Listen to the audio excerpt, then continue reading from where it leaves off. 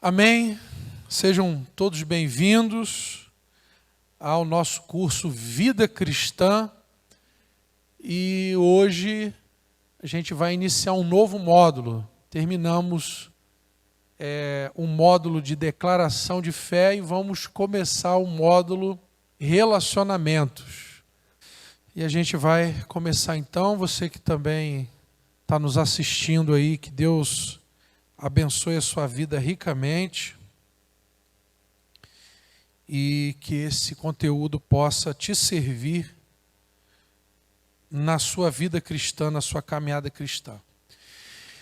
Irmãos, eu penso que um dos maiores desafios que nós temos na nossa caminhada, não há dúvida alguma que é o desafio dos relacionamentos.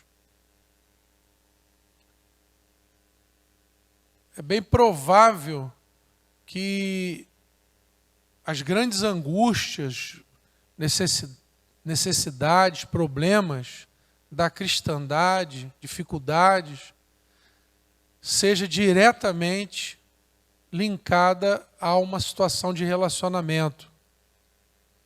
Quando não diretamente, mas proximamente, indiretamente ligada à questão de relacionamento. Então, relacionamentos familiares, relacionamentos com a família, familiares de um modo em geral, com irmãos em Cristo, com a congregação, com autoridades, etc.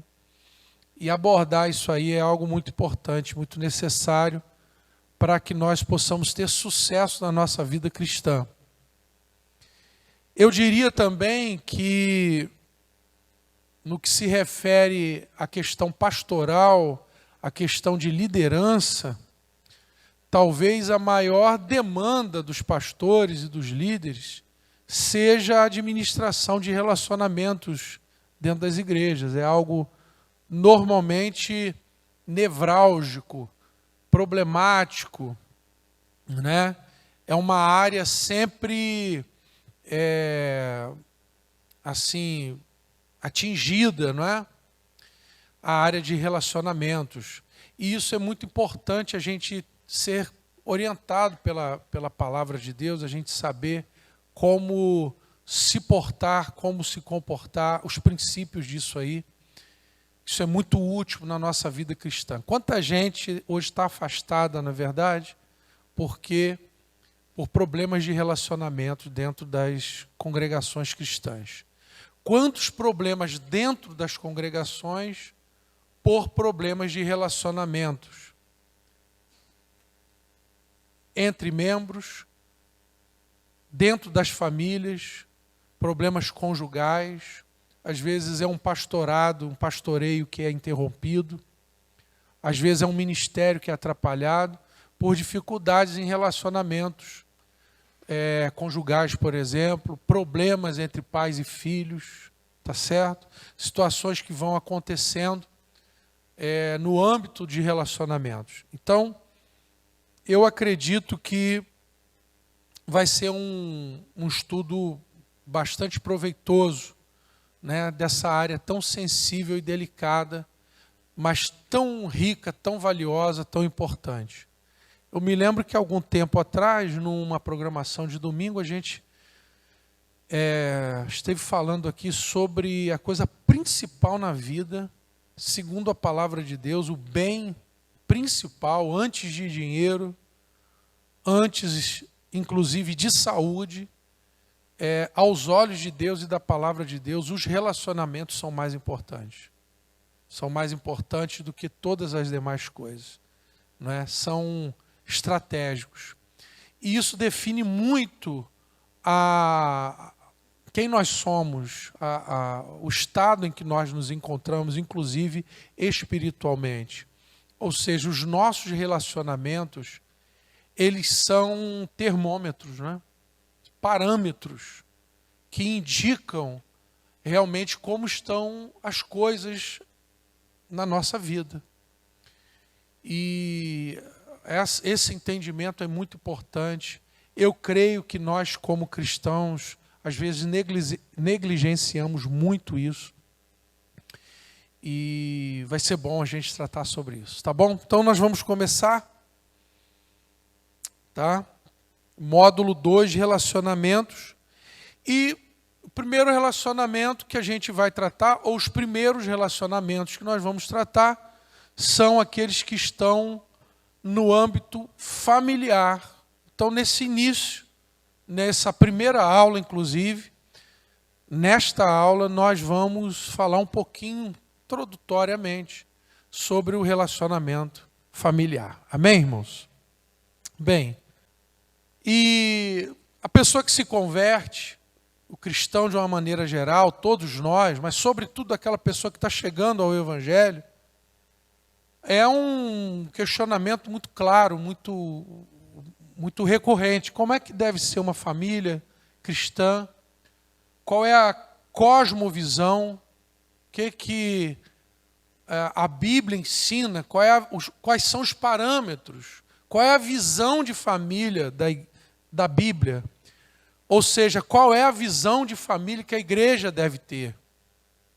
Hoje nós temos várias visões. O mundo tem apresentado ou apresenta várias visões de família, mas há uma visão bíblica.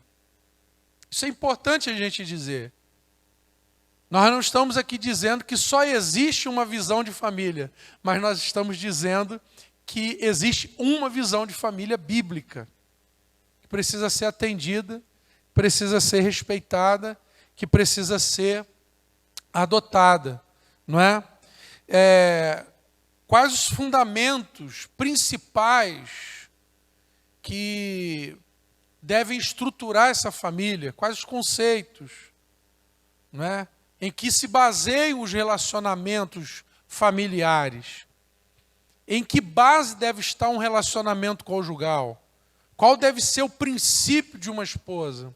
O princípio fundamental de um filho, do marido, etc. Então essas perguntas são muito pertinentes, né? Quais os papéis, as funções, a importância de cada ente familiar, não é? Então a gente precisa abordar isso, não é? No nosso curso, isso vai ser muito interessante. E eu acho que também muito importante, quais os objetivos, para que serve a família, não é? Para que a gente deve lutar pela família, qual a importância da família, onde a gente chega, ou onde a gente deveria chegar com a família. Amém? Pode passar. Nessa introdução também,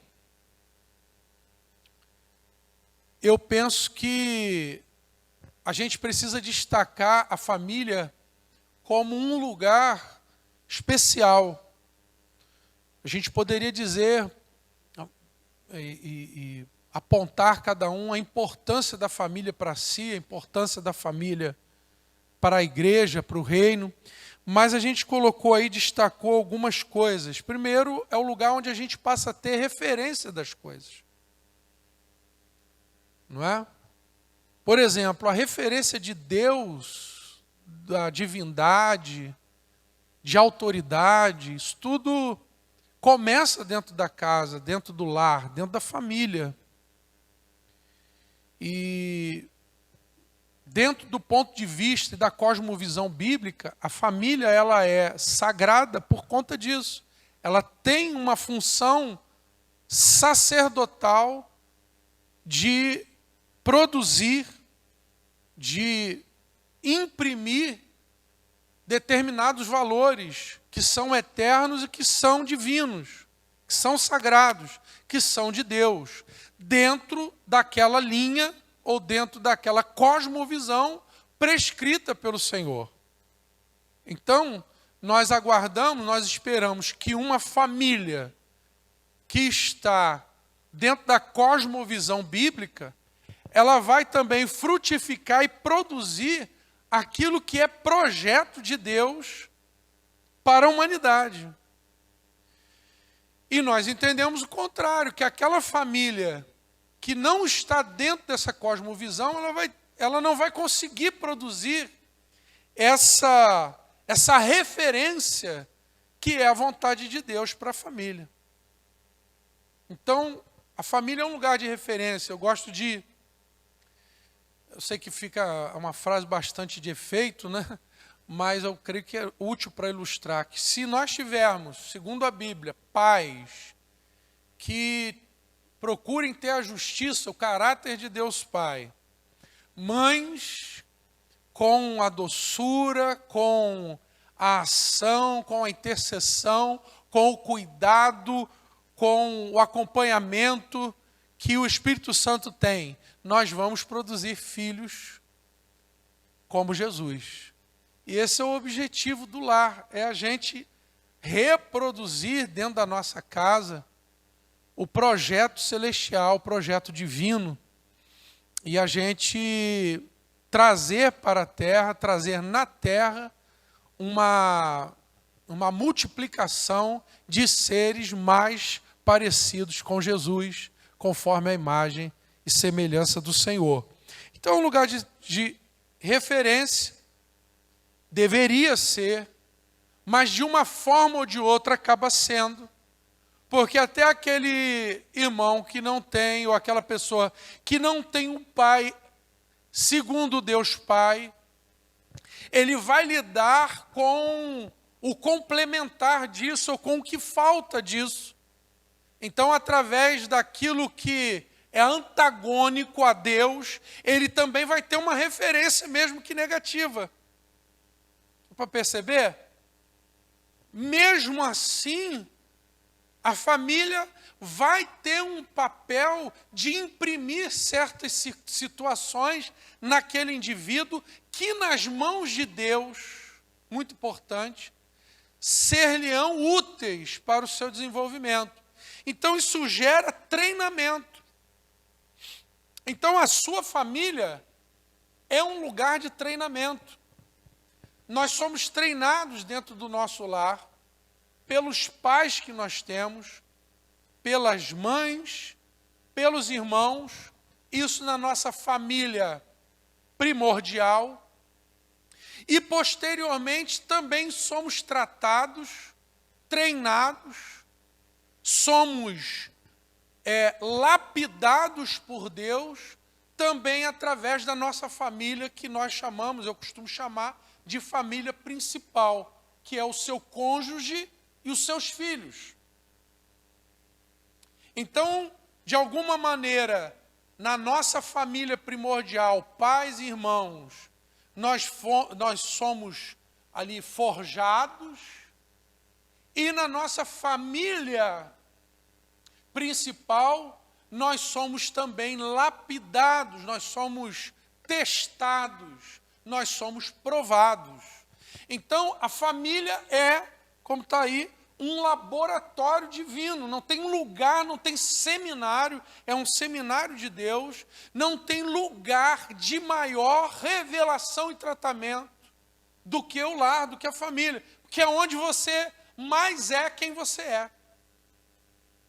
Que eventualmente aqui você está me vendo, né, dentro de um contexto, dentro de uma apresentação, mas dentro da minha casa, com minha esposa e com meus filhos, não há uma apresentação, não há uma representação, existe toda uma realidade do dia a dia. É ali onde eu mais me aproximo de quem de fato eu sou. Tá certo? Eu não estou dizendo que nós não devamos agir assim o máximo possível em todos os lugares. Devemos ser autênticos, reais, verdadeiros em todos os ambientes. Mas é exatamente no âmbito familiar que as necessidades de máscaras, de mecanismos de defesa são postos de lado, e a gente é quem a gente é. E mais do que isso, a gente não tem reservas, e a gente passa a ter relacionamentos ali que nos testam, que nos provocam, que nos desafiam. E é exatamente neste contexto familiar que o Senhor quer forjar o nosso caráter, não é? É exatamente o meu relacionamento conjugal, por ser o mais autêntico com meus filhos, por ser exatamente o mais real, autêntico, presente e em termos de volume também, do dia a dia, que o Senhor está mais interessado. Porque é o relacionamento, certamente, onde existe mais riquezas de detalhes para que Ele trabalhe, para que Ele se manifeste. E nós poderíamos dizer, certamente, que o sucesso no lar, o sucesso familiar, ele certamente vai alcançar outros ambientes e outros locais. Vai fazer com que o seu progresso em outros relacionamentos seja realmente notório. Então, o relacionamento familiar é, sem dúvida alguma, algo primordial dentro das Escrituras Sagradas. A gente tem o livro do Gênesis, começando com uma família, né? O Senhor cria o homem, depois cria a mulher, dá uma ordem, ele no meio daquela situação. E toda odisseia bíblica, toda a história bíblica vai se replicando em famílias, não é? O patriarca é pai Abraão, não é? Você tem Jesus vindo dentro de uma família, você vê a simbologia da relação, do relacionamento de Jesus com a igreja, com um casamento, com uma questão familiar. Então, família é esse laboratório, é este seminário, é um lugar de treinamento, é um lugar de desenvolvimento, aprendizado de autoridade. É algo, nós temos vivido uma crise hoje em dia de autoridade. A gente tem perdido completamente a noção de autoridade. E isso por conta de problemas familiares, de hierarquia familiar, de insujeição à palavra de Deus dentro do lar. E isso é muito grave, porque quando você desfaz esse princípio, você perde esse princípio da autoridade, muitos mecanismos de Deus, de bênção, de manifestação do poder de Deus, eles ficam limitados e às vezes impedidos, porque é exatamente através do canal da autoridade que o influxo de bênção e de graça de Deus se revela.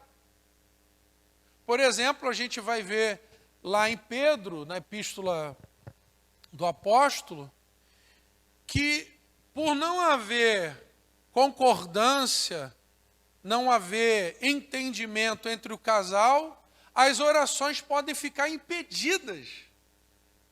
Olha que coisa extraordinária. Então, o desajuste de relacionamentos, a falta de relacionamentos saudáveis, coordenados, bíblicos, impede milagres de acontecerem. E o princípio da autoridade é um princípio que precisa ser estabelecido, resgatado na igreja nos dias de hoje. Porque nós estamos vivendo uma realidade hoje de uma anarquia, de uma insubmissão, de uma rebeldia, mediante a discursos e narrativas, às vezes até muito agradáveis, muito palatáveis, mas que estão fora completamente do contexto da palavra de Deus. E nós precisamos resgatar isso, e vai ser muito bom a gente tratar disso no âmbito familiar. A família é um lugar de conquista. Infelizmente, esse é um poder, uma autoridade que não tem sido discernida. Repara que quando o Senhor uniu, né, a homem e mulher, a ordem foi, sujeitai os peixes do mar, as aves do céu, os animais. Há uma palavra de autoridade dada à família. E essa autoridade precisa ser resgatada, ser restituída, e ser compreendida e vivenciada e praticada. Eu percebo que há muitos pais, por exemplo, dando um exemplo, que corretamente têm medo do que possa acontecer com seus filhos no que se refere ao ambiente mundano, secular. Estão corretos com essa preocupação, mas estão incorretos do ponto de vista de não entender que não há mundo que possa superar a autoridade de uma família estruturada na palavra. É impossível o mundo superar uma família estruturada na palavra. Isso não é possível. O poder de Deus é liberado para uma família, ele é sempre superior a todo e qualquer poder mortal que possa vagar sobre a face da terra. Nós vemos isso muito claramente, por exemplo, na saída do povo do Egito, onde o destruidor iria passar sobre toda a terra de Gósen, sobre todo o Egito, mas quando aquela família estava reunida por trás das portas de sua casa, em torno de uma mesa santa, e debaixo da unção da autoridade do sangue do Cordeiro, aquela potestade, aquele poder, ele não tinha autoridade e condição de penetrar aquela casa. Só que aquelas famílias seguiram as prescrições que Moisés lhes deixou, lhes ensinou. E nós, às vezes por limitações de conhecimento, mas às vezes por desobediência e rebeldia, nós não estamos seguindo princípios para que as nossas casas, o nosso lar, o nosso casamento, os nossos filhos possam ser blindados, possam ser salvaguardados por essa autoridade, por esse poder de conquista que o Senhor delega à família, que é uma instituição de Deus. Foi Ele quem criou. Então nós precisamos resgatar essa origem divina, santa e poderosa do lar. Mas nós precisamos dar uma chacoalhada na nossa cabeça. E a gente revisar os nossos caminhos, os nossos procedimentos. Às vezes devemos parar certas coisas, devemos voltar atrás, devemos recomeçar certas coisas, porque essa promessa vigora hoje para cada um de nós. Quando Deus chama Abraão, ele diz, em ti serão abençoadas, benditas, todas as famílias da terra. A gente vê o salmista, Salmo 125, me corrijam, se o Senhor não edificar, 127. A cidade em vão trabalha a sentinela. Se o Senhor não guardar a cidade, em vão vigia ou guarda a sentinela. Aí depois ele vem falando que os filhos são herança do Senhor. Bendito o varão que enche deles a sua aljava. Ele está dizendo que os filhos são armas de longo alcance. No salmo anterior, ao 127, diz assim: bem-aventurado o varão que teme ao Senhor e que anda nos seus caminhos. É isso mesmo? Está aí no 126? Ah, é o da frente, não é o de trás.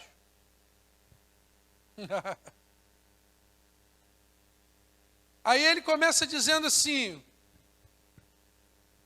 vai comer do trabalho das suas mãos, vai ser bem-sucedido, a sua esposa vai ser como uma videira, os seus filhos, palavra para os filhos, como ramo de oliveira. Então repara que há promessas para a família que às vezes a gente está passando batido.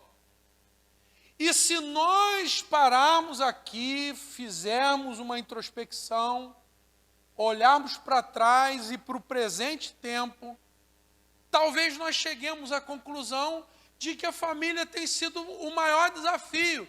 E não é estranho ser isso. De fato, a família seja o maior ou dos maiores desafios da nossa vida.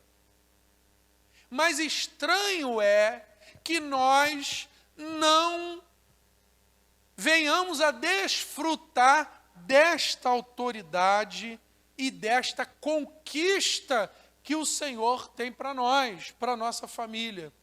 E a nossa oração é que o Senhor esteja nos ajudando, nos revelando, nos abençoando nisso. E, por fim, destacamos aí, nessa introdução, a família como um lugar de amor. Certo? De amor. De se aprender, de se desenvolver o amor. Então, é algo maravilhoso a gente estar estudando sobre isso, sobre relacionamento familiar, e que o Senhor nos abençoe. Nós vamos usar inicialmente o livro de Efésios, e eu gostaria de começar com Efésios, então, capítulo 5, onde a gente vai ler alguns versículos, depois continuando, entrando pelo capítulo 6, e a gente vai conversar um pouco aí, inicialmente, sobre esses textos. Muito bem. Capítulo 5 de Efésios, verso 22 diz: vós mulheres, sujeitai-vos a vossos maridos como ao Senhor, porque o marido é a cabeça da mulher, como também Cristo é a cabeça da igreja, sendo ele próprio o salvador do corpo, de sorte que assim como a igreja está sujeita a Cristo, assim também as mulheres sejam em tudo sujeitas a seus maridos. Mas eu gostaria, primeiro, de destacar o contexto em que esse texto se encontra. Pode passar.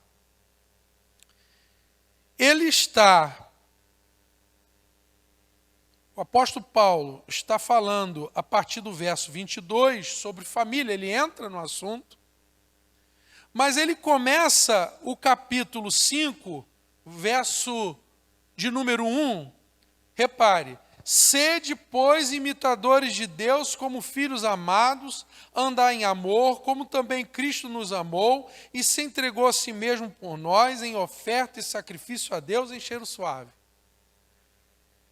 Então, repare que o contexto anterior, ou o texto que precede, o ensino que precede, imediatamente, o que Paulo vem falando imediatamente antes de família, é você ser igual a Deus, imitador de Deus, discípulo, como filho amado. Então, olha onde a família está se encaixando. Olha onde a família está entrando, nesse propósito, nesse projeto de você ser alguém de Deus. Não há como você ser alguém de Deus se você não atentar para a família, pô. Se não fosse necessário, ele não falava nada de família. Você vai ser um imitador de Deus como filho amado, você vai ser um homem de Deus, mas esse negócio de família é secundário, não se preocupa com isso. Eu não vou nem falar sobre isso. Você não tem que ter preocupação com sua esposa, você não tem que ter preocupação com o seu marido, você tem que se preocupar só com Deus. Você não precisa ser um bom pai, você não precisa respeitar seu pai, ou não precisa obedecer seu pai, você não precisa cuidar bem do seu filho. E não é isso que a Bíblia está falando, é exatamente o contrário. Dentro do contexto de vida cristã, de nós sermos semelhantes a Cristo, de nós sermos filhos amados de Deus, Ele está ensinando a você e a mim a andarmos corretamente nos relacionamentos familiares. O que Paulo está falando aqui? O que a gente tem que dizer para quem está aí nos assistindo? Que é hipocrisia você querer dizer que quer servir a Deus e você não atentar e se preocupar com a sua experiência familiar.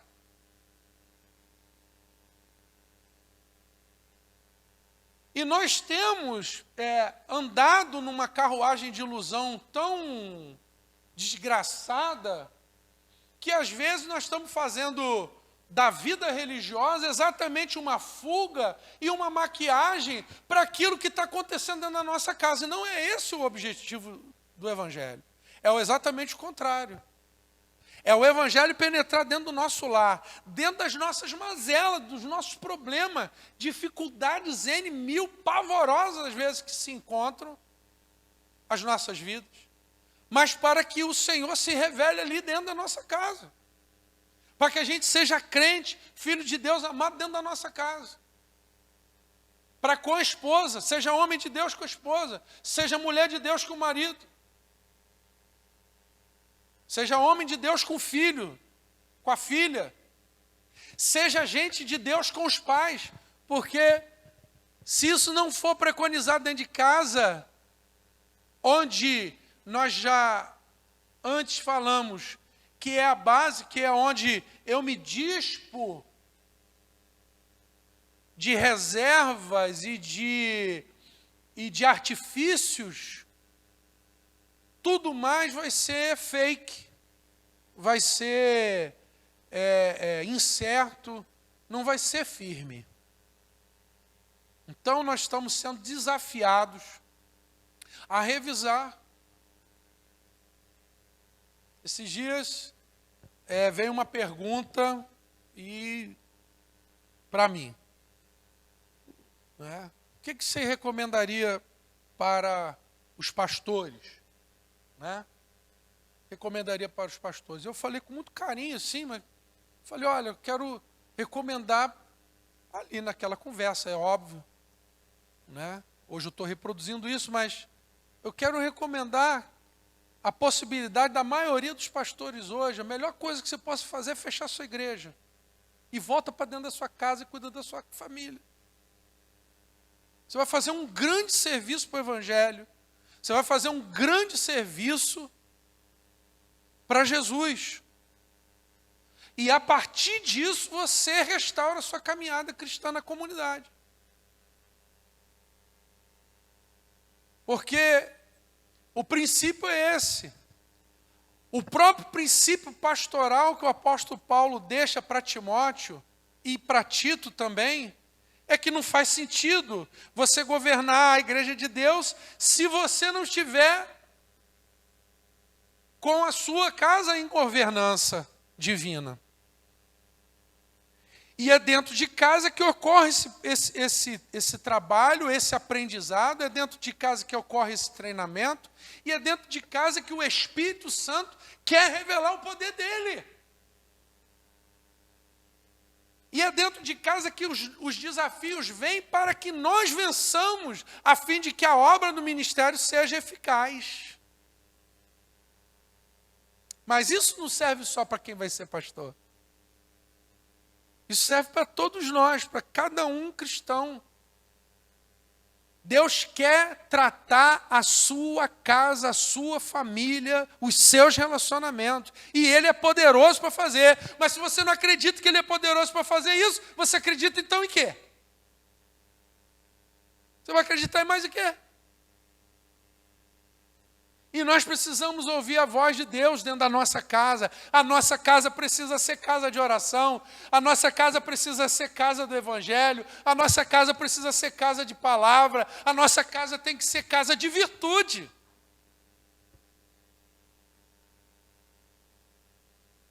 Então, ele começa esse contexto. Agora repare, Efésios capítulo 6, a partir do verso 10. Diz assim: no demais, irmãos meus, fortalecei-vos no Senhor e na força do seu poder. Revesti-vos de toda a armadura de Deus, para que possais estar firmes contra as astutas ciladas do diabo, e por aí vai, versículo 12 em diante. Repare que a família, então, está num contexto anterior de santidade, de vida, e num contexto posterior de batalha espiritual.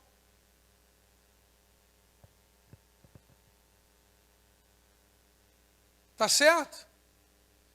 O que isso fica importante para a gente entender? Como é que eu vou para a batalha espiritual se eu tenho tanto problema lá? Tanta situação mal resolvida? Não é temeroso? Não é dificultoso isso? Isso nos prejudica. Isso ameaça, isso nos vulnerabiliza diante de desafios. Então, às vezes a igreja, para prosperar, para avançar e para obter maiores e mais contundentes vitórias sobre as trevas, ela precisa, às vezes, parar um pouquinho e voltar para os relacionamentos familiares. Às vezes a gente está fazendo muito curso de libertação, muito curso de situações, né, de batalha espiritual, e glória a Deus por isso, e exaltado seja o nome do Senhor, isso é muito bom. Mas nós precisamos desenvolver relacionamentos mais cristocêntricos, mais bíblicos, mais santos, mais cheios de Deus dentro da nossa casa. Porque dentro da nossa casa, às vezes tem gente que está endemoniada.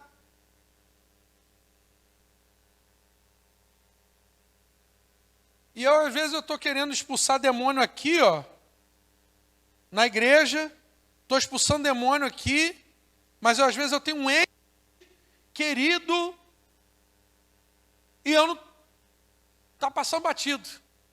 Glória a Deus que eu estou expulsando demônio, que qualquer pessoa está... Glória a Deus, não é isso que eu estou falando. Mas eu estou falando que não é essa a direção. E não é isso que eu tenho que me prender. Eu tenho que, minha família. Tem gente que está oprimida aqui fora, mas eventualmente eu posso ter alguém opresso dentro de casa. Então, quando a gente volta essa revelação para dentro da nossa casa, eu penso que isso é muito maravilhoso, muito saudável para a igreja, irmãos. Nós não podemos, em hipótese alguma, fazer nada para fugir dessa verdade, dessa realidade. Deus quer dar uma definição, seja a situação que for, Deus quer dar uma direção à sua família. Ele quer dar uma instrução, onde você vai falar, eu estou na palavra, eu estou no processo, eu estou no caminho de Deus para essa situação dentro da minha casa. Isso é muito importante, porque disto outras coisas vão se desdobrar.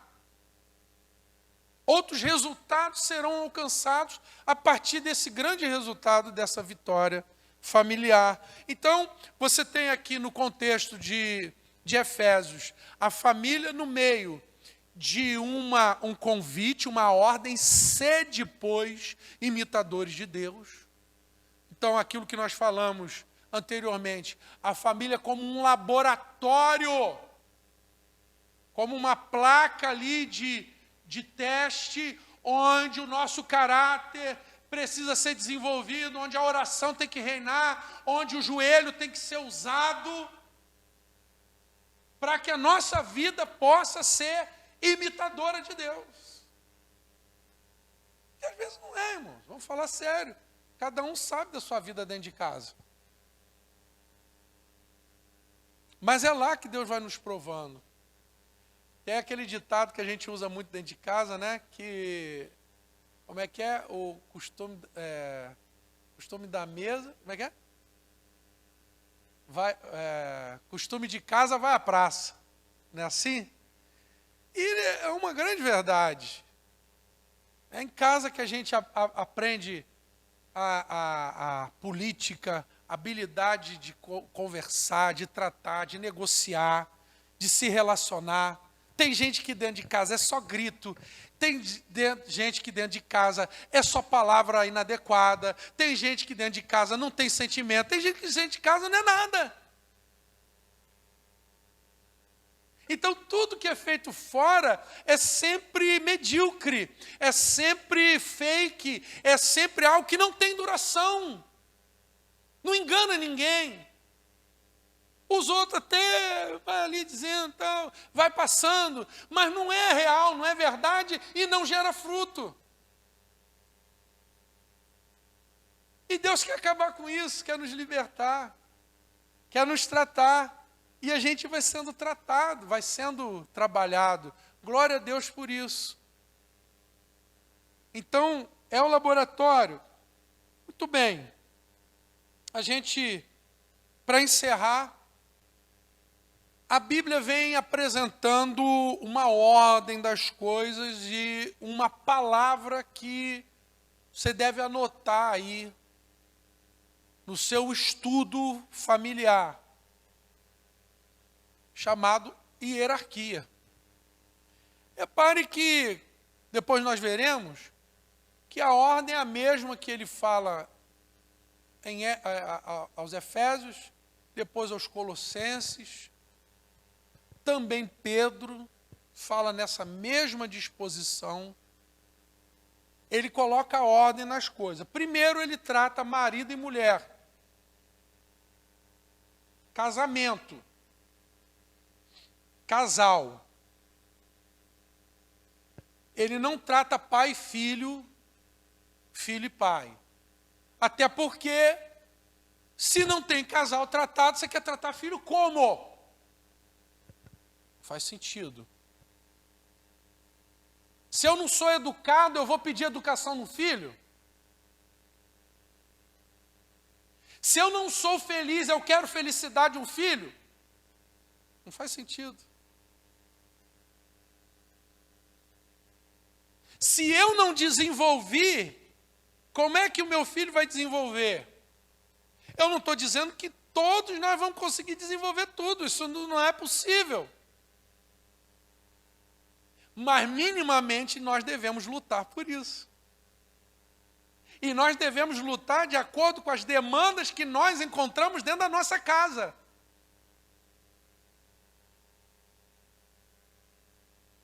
Como é que eu vou falar, já adiantando um pouco, como é que eu vou falar de hierarquia para um filho, dele respeitar a mãe dele, ou ele respeitar o pai, se a própria mulher não respeita o marido, que é a cabeça dela?